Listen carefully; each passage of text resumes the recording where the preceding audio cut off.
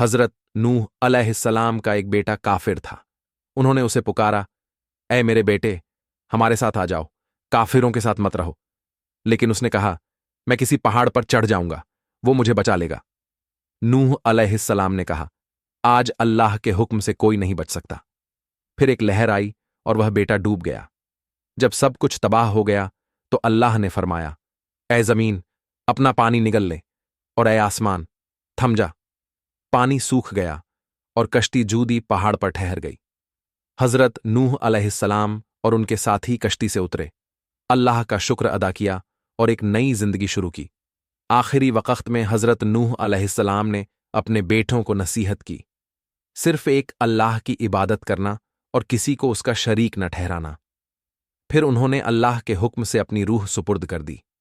سبق: اللہ پر ایمان اور صبر ہمیشہ کامیابی لاتا ہے۔ نبی کی بات کو جھٹلانا تباہی لاتا ہے۔